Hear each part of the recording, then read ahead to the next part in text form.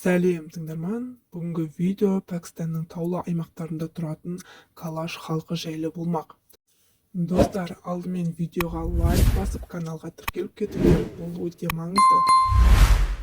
Олар өздерін Александр Македонский сарбаздарының ұрпағы деп санайды. Жақында ғана Пәкістан үкіметі оларға көптен күткен мәртебелерін берді. Билік калаштарды дербес діни этникалық топ деп таныды.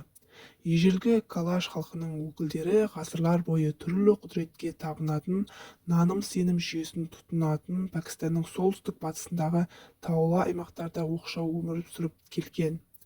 Бұл халықтың жартысынан астамы индуизмнің көне түрін, түрлі жануарларға табыну ғұрыптарын ұстанады. Олардың діни мейрамдарында ән шырқап, би билейді. Калаштар жыл сайын жаздың басын тойлайды. Ол мерекені Чилам Джаши деп атайды. Жұрт жиылып, бұл күнні той өткізеді. Ән жыр айтып, үйлерін безендіріп, ішімдіктер ішеді. Калаштар түрлі түсті бас киімдер киеді. Әйелдер оюлы қара халаттар киеді, кейбіреулері беттеріне өрнек суреттер салып алады. Калаштар өздерінің дәстүрлерін сақтауға тырысады. Кейінгі жылдары олардың саны зорлық-зомбылық, табиғи апаттар және кейбір мүшелерінің ислам дініне өтуіне байланысты азайған. Олар тұтынатын Пәкістанның солтүстік батысындағы таулы өңір кедей аймақтардың біріне жатады. Калаштар көбі жету қиын болса да, оларды көруге баратын туристер есебінен күн көріп отыр. Калаш халқы ақшыл тері және көгілдір көздермен де ерекшеленеді. Бұл олардың грек тектес екендігін гипотезаның тудырады. Атап айтқанда, Үндістанда жорыққа ерген Александр Македонскийдің сарбаздарының ұрпақтарына.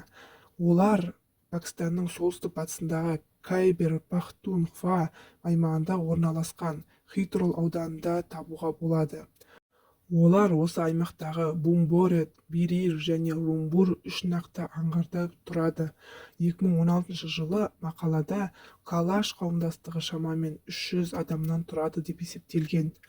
Калашта телефон, автокөлік және заманауи қондырғылар жоқ. Олар нанды, киімді өздері жасайды және ауыл шаруашылығымен күн көреді, ескі үйлерде өмір сүреді. Сонымен, достар, калаш ұлты туралы ақпараттар осындай. Видео ұнаса каналға тіркеліп, лайк басып жіберіңіздер.